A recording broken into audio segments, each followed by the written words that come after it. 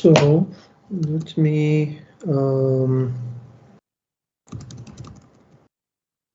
our lecture slides in Canvas. So this is going to be lecture 14th. Let me see. And we are finally going to go and talk about chart junks. Okay. So that's that.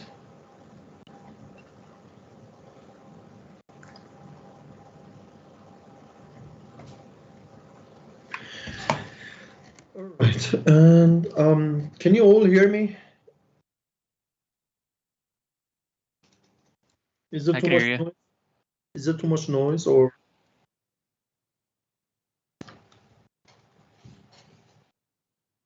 Okay. Let me start the recording. And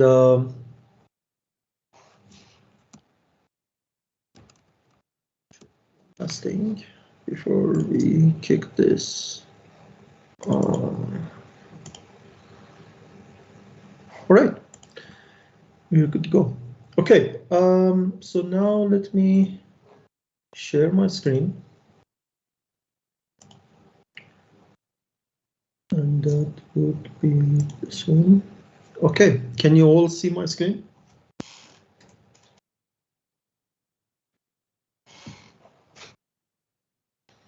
Yep, I can see it.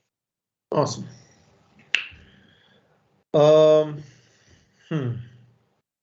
See, there is a problem in here.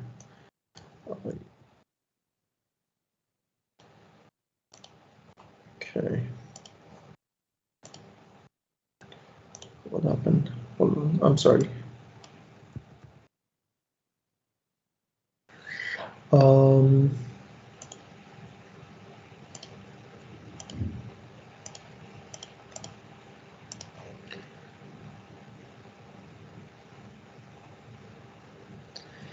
Okay, let me share my screen again.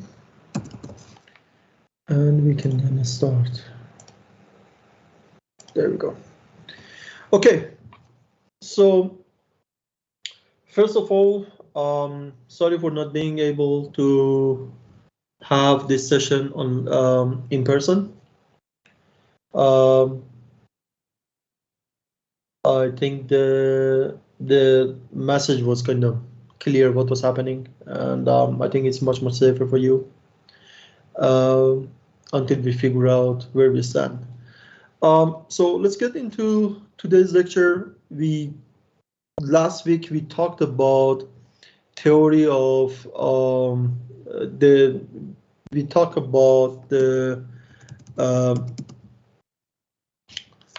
the theory of data graphics last time, and we talked about graphical excellence. We talked about the graphical integrity. Today we want to start talking about the chart junks and see what they are about, and see what we should do about them. Before getting any further, this slide is to remind us to be vigilant with our health and try to cover your cough, wash your hands, stay home when you're sick, and try to prevent touching your eyes and nose and mouth, and try to stay healthy and safe. We've got this announcement about ACM student outreach. If you're interested, please send me an email and we take it from there. And the other announcement is, again, this study that we are running with Dr. Zhuang, where we are interested in the brain activity during coding and during understanding the logic of a code snippet. So we are going to be looking at electroencephalography, eye tracking, and multiple optic track cameras in order to figure out how the brain behave while we are trying to understand the code. And this is a 2-session study, and I appreciate it if you join us in this effort. The minimum requirement for this is to have at least 6 months of C or C++ programming experience and be above 18 years old. And if you are available, we would be really happy to have you in this study. And you would be compensated $45 for your effort and your time. And we are going to start data collection after the break.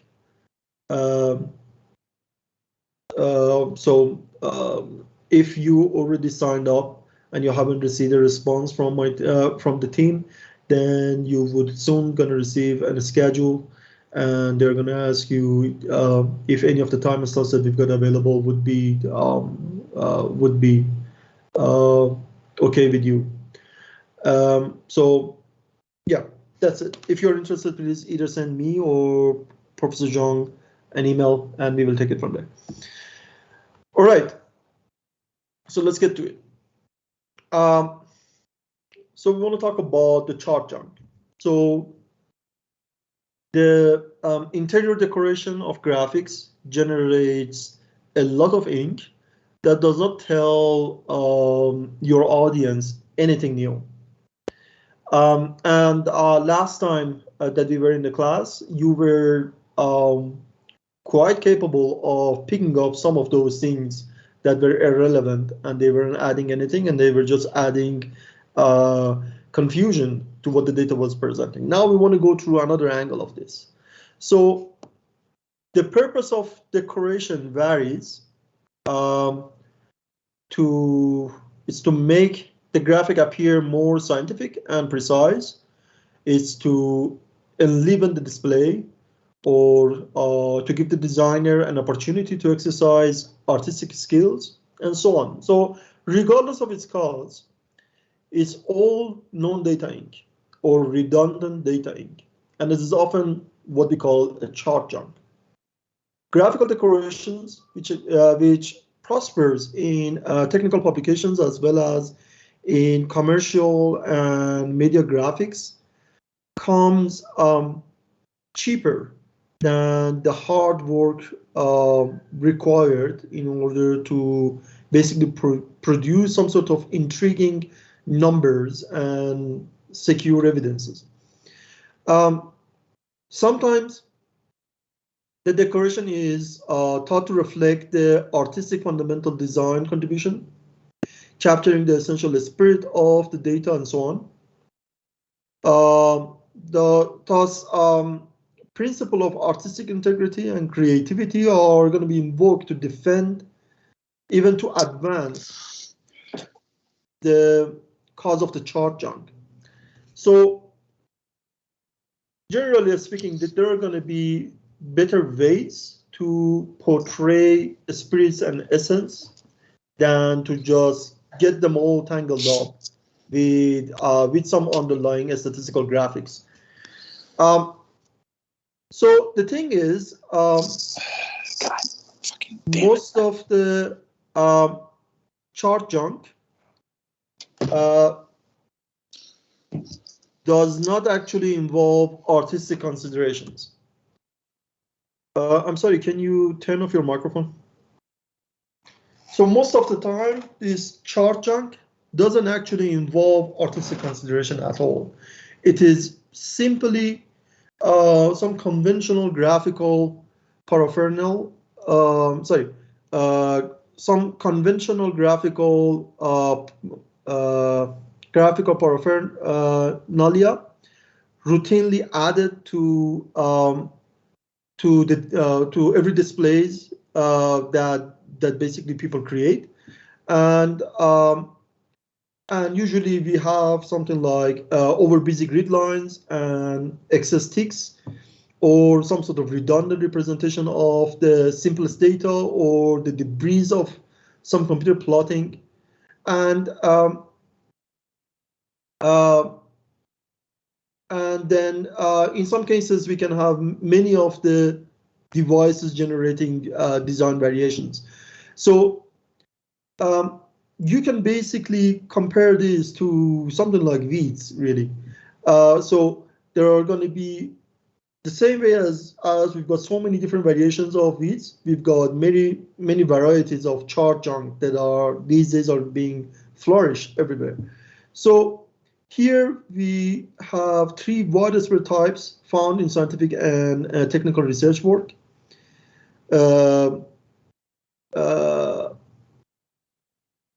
That are the cataloged unintentional optical art, the dreaded grid, and the self-promoting graphical duck. And we're going to go through each of these and explain what they are and what they mean and what we should do with them. You can easily find hundreds and hundreds of chart junking examples from commercial and media graphics that are basically gone to basically demonstrate the relevance of the critique to the professional scientific production of some data graphics. So this is some phenomena that you can find everywhere, from media, from commercial graphs or commercial representations to the actual top level scientific papers. The contemporary optical art relies on Maury effects, in which the design interacts with the physiological tremor of the eye in order to basically produce the distracting appearance of a vibration and movement. The effect extends beyond the ink of the design to basically the whole page.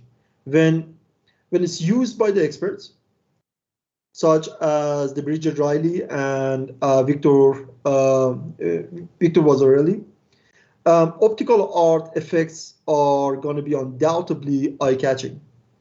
But the thing is, the statistical graphics are also often drawn up so as to basically shimmer. So this Moire vibration, probably the most common form of graphical clutter, is inevitably bad art and going to also be considered as a very bad data graphics. The noise clouds the flow of information, as you see in these examples from some technical and scientific publications, and it's always gonna basically hide the actual data. We're gonna see so many different examples of this today and try to figure out what we have to do with this. So on this page, what should have been simple table, it's basically turned into some bad graphics published in major scientific journals.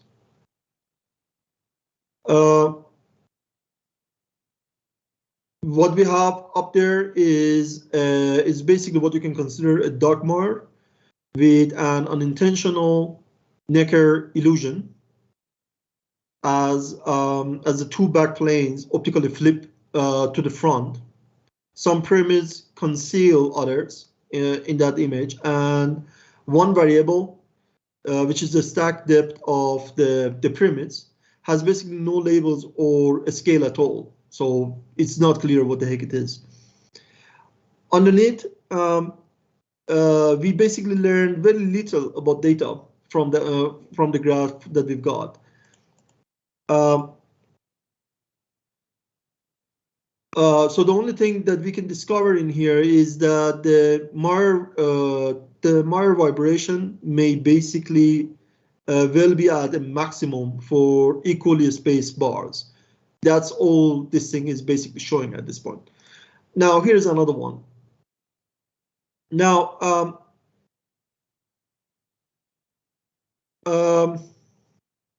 this is from the style sheet that was once provided by the Journal of the American Statistical Association, which is a graphic described as an example of a figure prepared in the proper form. So there were a time, many decades ago, some decades ago, that if you wanted to publish in this journal, And if you would have go and get something equivalent to a Word template or a LaTeX template these days, if you wanted to get the template on figuring out how to organize your paper, they would have handed over some piece of papers to you. And in there, one of the examples on how your graph should look like was actually what you see on the screen in here.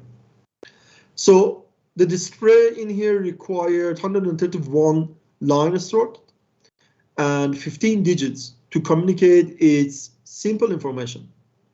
The vibrating lines are poorly drawn, unevenly spaced, and misaligned with the vertical axis. The vibrating chart junk in here even frequents the graphics of the major scientific journal. Now, more effects have some proliferated with computer graphics. So you especially see these things in programs like Excel. So these type of very unfortunate patterns were basically once generated by the use of some thin plastic transfer sheets. Now these days we can use computers to basically produce these sort of chart chunks very instantly. What you see in here are a few of the many vibrating possibilities that you can have. Cross-hatching should be replaced with the tint screens of shades of gray. Specific areas on a graphic should be labeled with words rather than basically being encoded with some sort of hatching using these sort of patterns. So this form of chart chunk is a 20th century innovation, and the computer graphics these days are multiplying it more than ever. You can see the traces of these in handbooks and textbooks of statistical graphics, along with user manuals of some computer graphic programs. They are filled up with vibrating graphics and presented as the exemplars of design, which is very sad.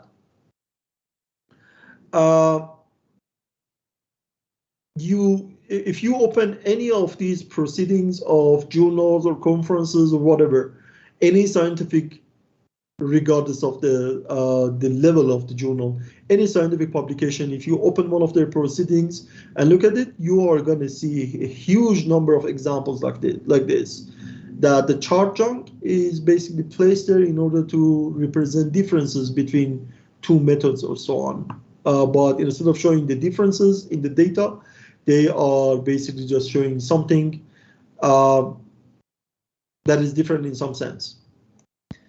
Now, one of the more stated graphical elements, which is what we consider as the grid, should basically usually be muted or completely suppressed, so that its presence is only implicit, so that we can avoid the risk of it competing with the actual data.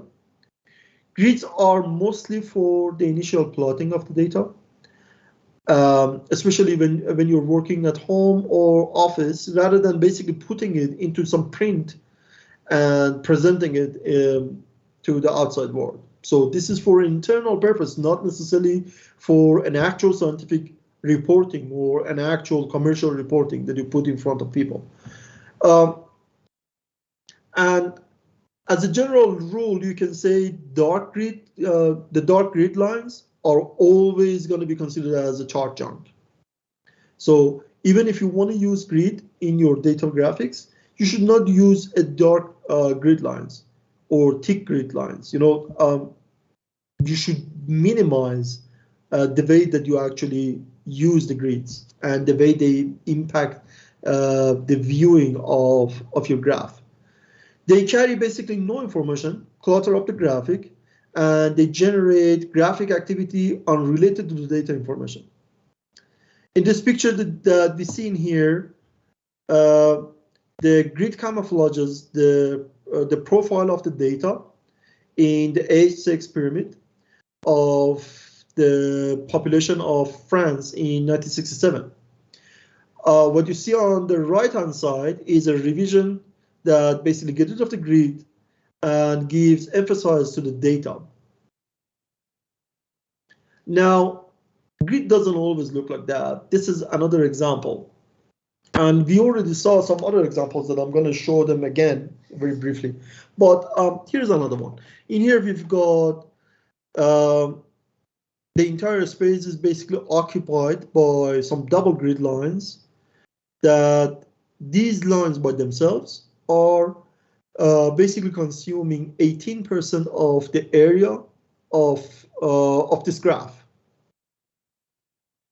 So if you take them out, then what we are going to have is something extremely good and very informative, which is going to be a multi-window plot. It would allow us to compare different patterns with each other and immediately gain some information about the differences between methods and so on. But the way that is generated on the right-hand side, sorry, on the left-hand side, with extra grids, it becomes a little bit cluttered. A redrawing version of this is what you see on the right-hand side, where the extra grid lines are all eliminated, and what is left is known dark lines that are colored as gray, that are just basically placeholders and nothing more. They do not necessarily interfere with the points, with the scatter plots that we are trying to show and the patterns. And even if the points actually happen to be on top of the grid lines, we can still see those points, unlike the previous version. An example is in here versus in here, that you barely basically find those points, or this one, where in here it's much easier to basically spot that. And also you can see a better pattern in here compared to what we've got in here. A lot of information in a very small square being presented, and it's very difficult to figure out which point belongs to what. This is an example that we saw before. So in this grid in the classic Mare terrain schedule is very active. Not sure what percentage of the graphic is the grid in here, but it's likely to be way over 80% of the data. Sorry, every 80% of the graphics is basically being taken by the grid. Now, whenever a graphic serves as a lookup table, then a grid may actually help in reading and interpolating. But even in this case, the grids should basically be muted relative to the data. A gray grid works well, and with a delicate line may actually promote more accurate data reconstruction than a dark grid. Most of the ready-made graph papers basically come with a darkly printed grid. The way that people usually used to do it was, if they wanted to get rid of this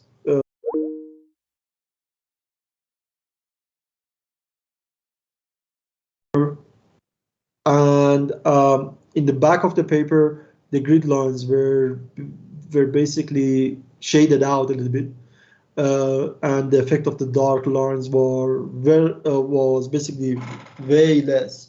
So they would turn the grid back and then they draw on the back of it. But the general rule is that, I know that we are in the age of computers, so we probably wouldn't use a paper version of this, but if you happen to use that, and if your paper happen to have be basically heavily gridded on both sides, then the only way that you can be successful with that is to just throw that piece of paper away and find another one that you can use the back of it. Otherwise, you're going to end up with something similar to this. It's informative, but finding that information is going to be a huge hassle. Does that make sense?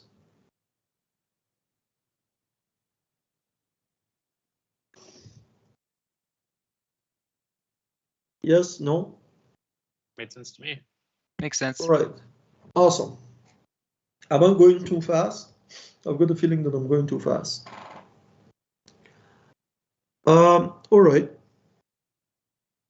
So now we want to talk about the self-promoting graphics, which we refer to as the dock. So we start with the grid. Now it's time for the dock. Now, when a graphic is taken over by decorative forms or computer debris, when the data measures that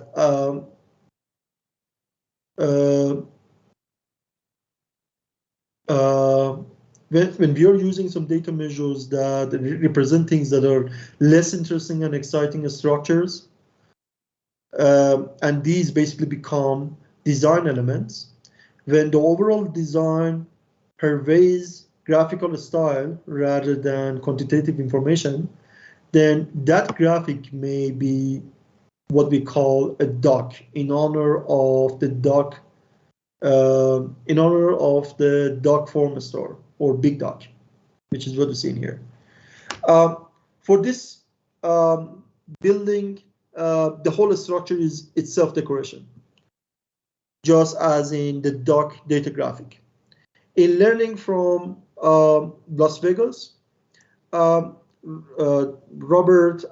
Venturi and Denise Scott Brown and Stephen Isenor basically write about the docks of modern architecture, and their thoughts are relevant to the design of the data graphics as well. What they say is that when modern architectures righteously abandoned ornament on buildings, they unconsciously designed buildings that were ornaments themselves. So in promoting a space and architecture over symbolism and ornament, they distorted the whole building into a dock. They substituted for the innocence and inexpensive practice of applied decoration on a conventional shed than rather cynical and expensive distortion of program and structure to promote a dock. It is now time to reevaluate the once horrifying statement of John Ruskin that architecture is the decoration of construction. But we should append the warning of Pugin, who says that it is all right to decorate construction, but you should never construct decoration. And that applies to the data graphics and representation of graphical statistical graphics. So at all time, what we want to do is to prevent decorating the graph. The graph should just represent the data. Making it look pretty is secondary to the main purpose, which is honestly representing the data and the data itself and nothing else. So the addition of a fake perspective to the data structure clutters many graphics.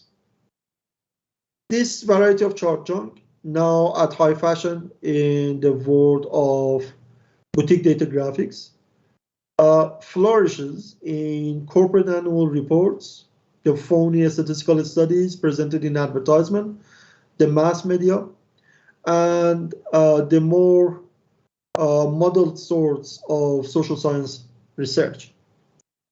A series of weird 3D dimensional displays appearing in the magazine of American Education in the 1970s delighted authorities of the graphically prospestro. I cannot present this word. Prospestros. No. Anyhow, what we have in here is 5 color report.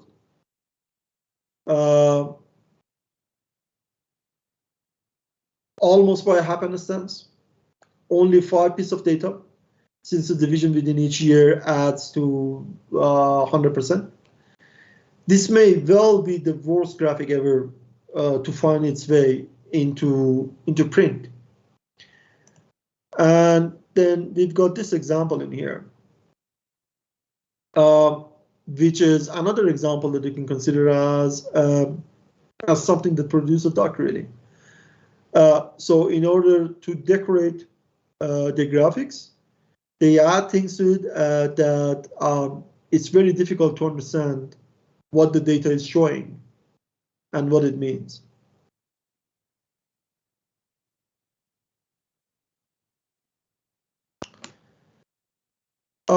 So occasionally designers seem to seek credit merely for possessing a new technology rather than basically using it to make some better designs. Computers and their affiliated apparatus can do powerful things graphically, in part by basically turning out the hundreds of plots necessary for good data analysis. But at least a few computer graphics only evoke the response of isn't it remarkable that the computer can basically be programmed to draw something like that?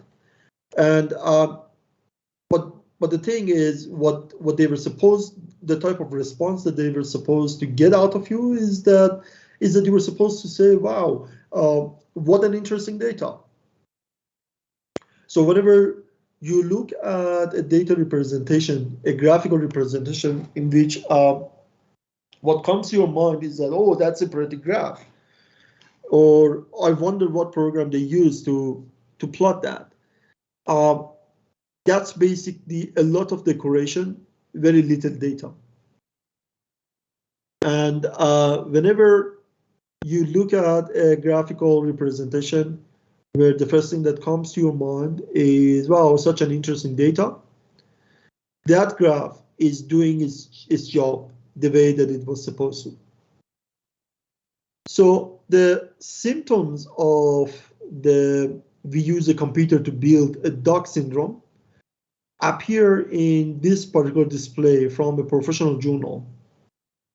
The thin substance, the clotted, crinkly lettering, all in uppercase using sans serif font, the pointlessly ordered cross-hatching, the labels written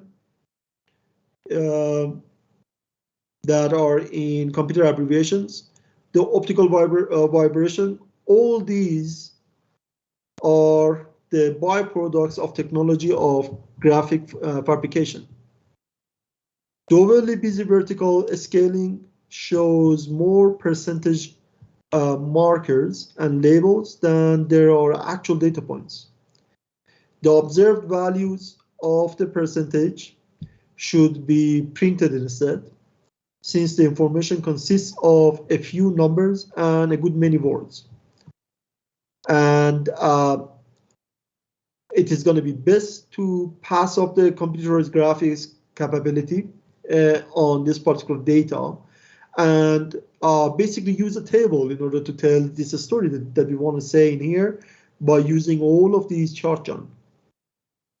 So chart junk does not achieve the goal of its propagators. The overwhelming fact of data graphics is that they stand or fall on their content, gracefully displayed. So graphics do not become attractive and interesting through the addition of ornamental hatching and false perspective to a few bars.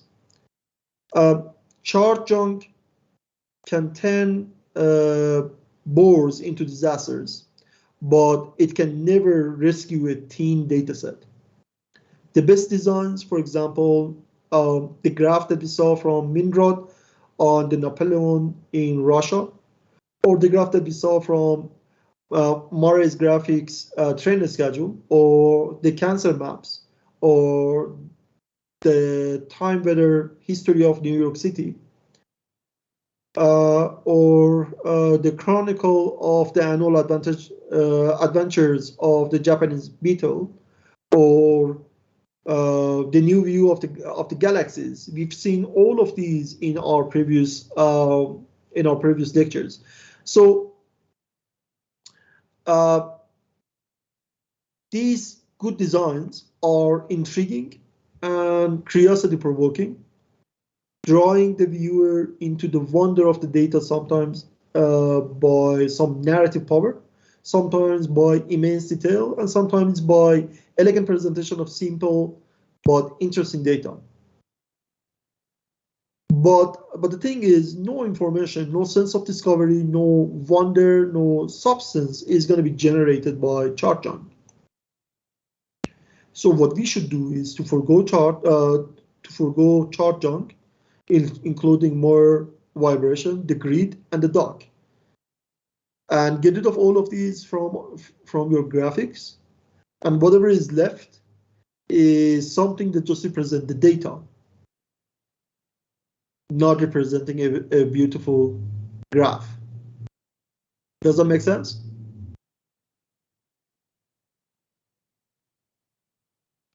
Yep, makes sense. All right. So you see all of these things that I'm talking about in this chart, right? It is clear what I'm talking about.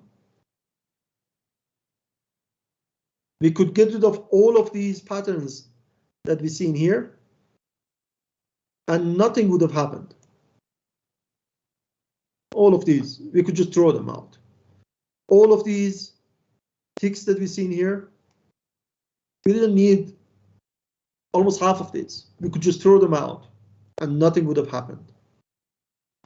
And when you get to that point, you would see that the actual data that you've got is just handful number of values that you could just put them in a table rather than trying to force a beautiful graph out of it.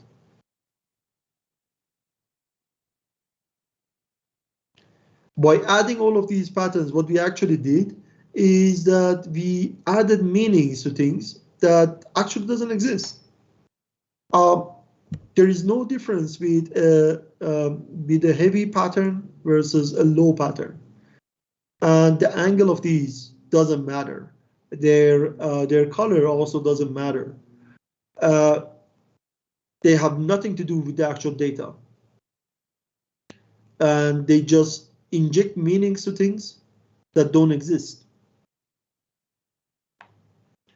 And they take away the valence of the scene. They take away the point that your eyes was supposed to be gazed at, and the message that your eyes were supposed to take from the graph.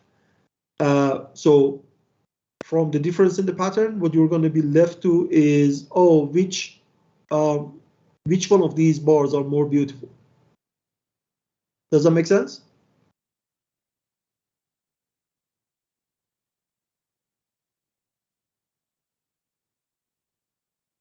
Yes, no? Yeah, that makes sense to me. All right. Okay. So here we've got some passage from Reinhardt, from a statement for the catalog of the exhibition that was printed in 1955. So he says, painting is a special, separate, a matter of meditation and contemplation. For me, no physical action or social sport. As much consciousness as possible, clarity, completeness, quintessence. I've got no clue what does that word mean. I do remember what it was. Quintessence and quiet. No noise, no schmutz, no schmears, no fauve, shurmery. Perfection, passiveness, consonants, consummativeness, consummateness, no palpitations, no gesticulations, no grotesque query, spirituality, serenity, absoluteness, coherence, no automatism, no accident, no anxiety, no catharsis, no chance, detachment, disinterestedness, thoughtfulness, transcendence, no humbling, no buttonholing, no exploitation, no mixing things up. And we are going to end our short session today on ChartJunk with his passage. So what I'm hoping for is going through all of these theoretical aspects. By going through all of these theories, you slowly can learn on these new perspective on how the data should be used to generate a graph, or the right way to say it is that how the graph should be used to represent the data. Okay, there were this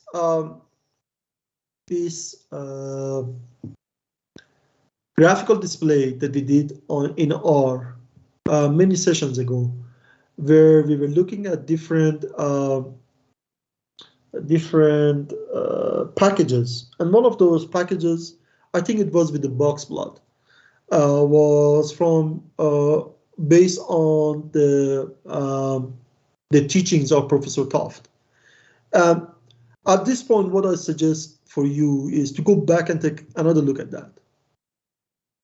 Now you're going to be able to capture a lot of ChartJunks in lots of other examples that we saw. The extra colors that didn't add anything, the extra lines that didn't add anything, the extra ticks that didn't add anything.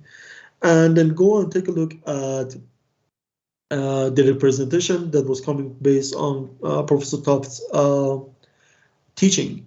And you would see a very elegant, very simple and free design that just tell you the story of the data, nothing else beyond it.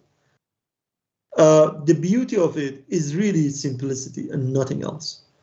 There is no extra color to be used there to make it fancy or anything, nothing. There is absolutely nothing extra there.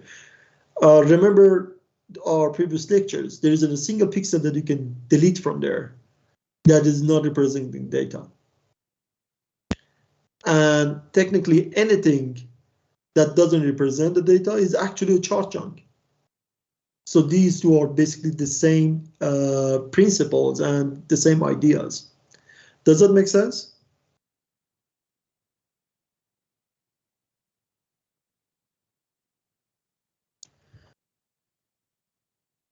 Okay. So this was our today's lecture, and I apologize for it to be a little bit shorter than usual.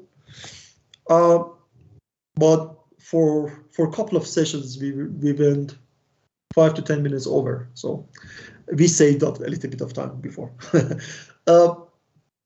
One thing about the Monday session, my understanding is that the class is going to be on, right? The campus is going to be closed from Wednesday. Am I correct?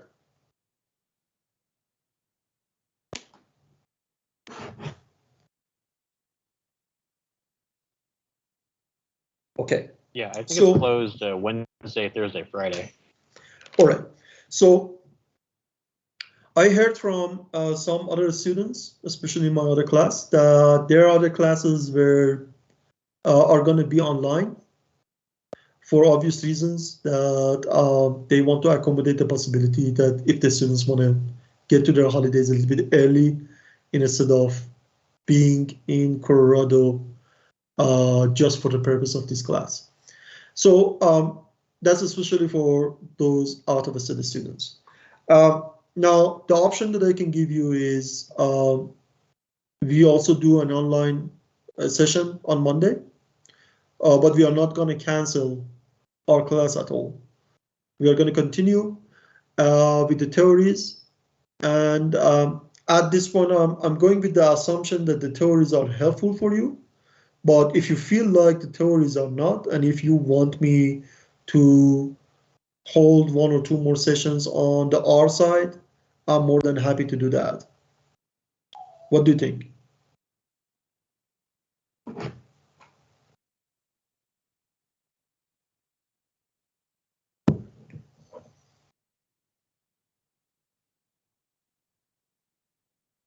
Okay.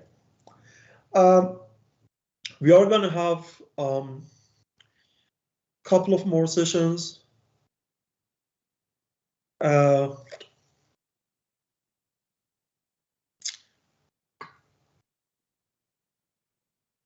Okay.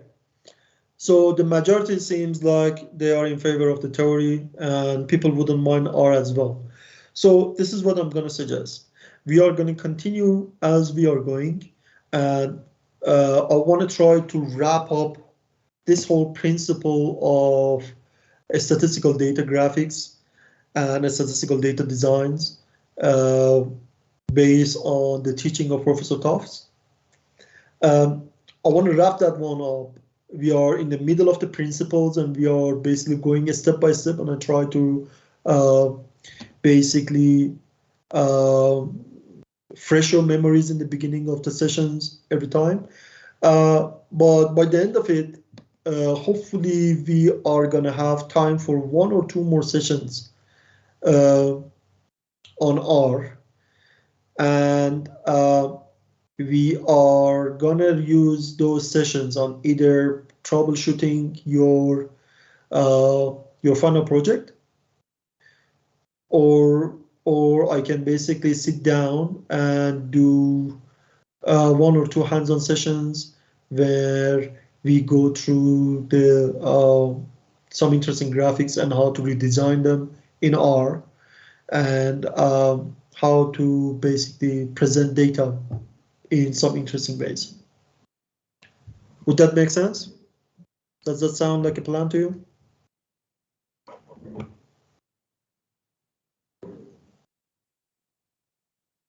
Okay, now, since today we have time, I'm gonna ask this now. Guys, I'm totally depending on you guys to give me feedback about the course, okay? If there is something that can be better, just let me know, because I cannot figure things out by myself. My time is going to be expended on fixing the presentation slides and adding new contents, bringing new contents. What I'm trying to teach you in here is, I think we covered something around 2 or 3 books, textbooks on R, roughly. And we are trying to cover something like 5 books on the theory of data graphics. Not the full thing. It's impossible to cover 5 full books or textbooks, but at least with Professor Tufts' books, we are going in an abstractive way, but we are basically covering a lot of content from him, from his 4 major books. So I totally rely on you guys to give me a feedback.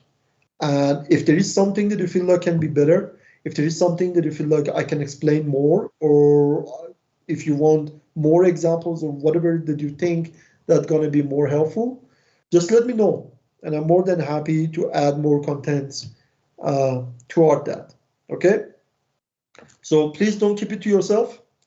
If there is anything, just send me an email and let me know, and I try to accommodate it. Even if I cannot accommodate that for this semester, the next students who are going to sit in this class are going to benefit from that. Does that make sense?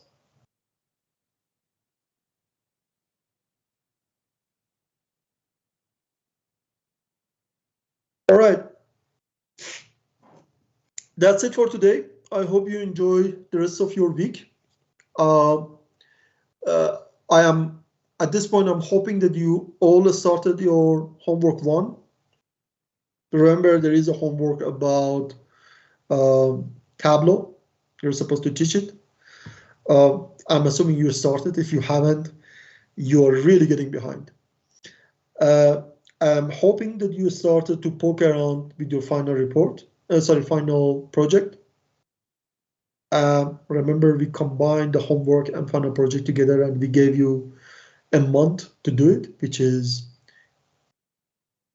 a lot of time, to be honest, to do that. Please don't leave that for the last moment.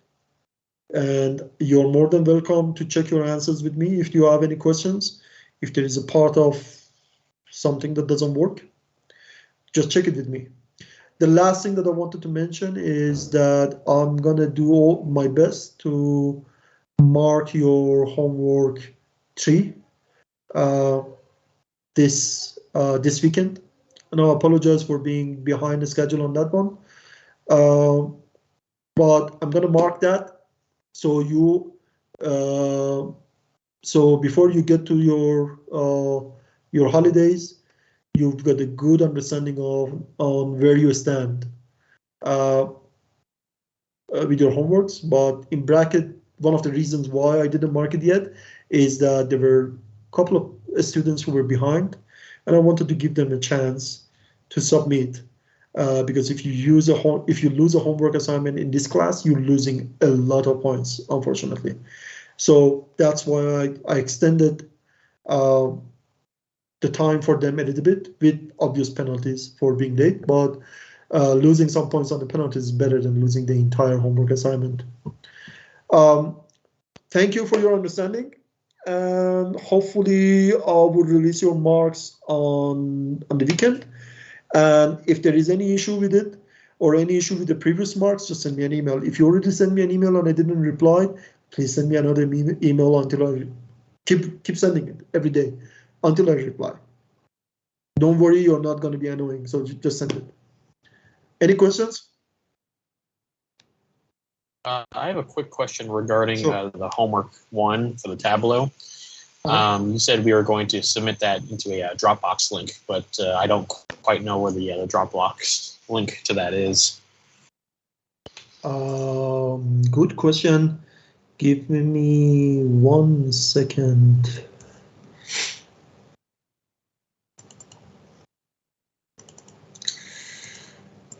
So you're telling me that I haven't released. Nobody else actually received that folder?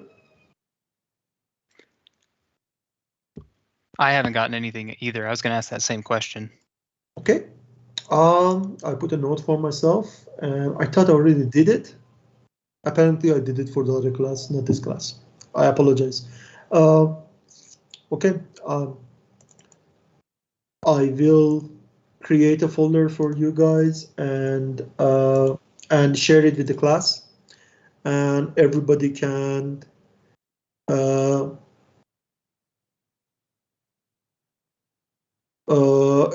basically create a folder under the names inside that folder and put all of the material there. All right, thank you. Yes, the peer review is also going to be done. So assume that every person, we've got something like 20 students in this class, and every one of you is going to create your own folder under your name. So you're going to create a new folder, put your name in it. If you couldn't create that, let me know. I would create one for you. And then you're going to put your materials there. With your feedback, you go and look at other people's, create your feedback. You submit your feedback to Canvas. Okay? So your feedback should not be shared within there. Although after the grading is done, I'm going to share the feedback with everybody. So you all see the feedback and you basically learn from each other. But I don't want, for example, I see, for example, Jordan's feedback before I actually create my own feedback. Does that make sense? Yep, makes sense. Yeah. All right. Thanks a lot, everyone. I hope you enjoyed the rest of your day and the rest of the week. We will reconvene next Monday in an online session again. Have a great day. Have a good one. Thank you. You too.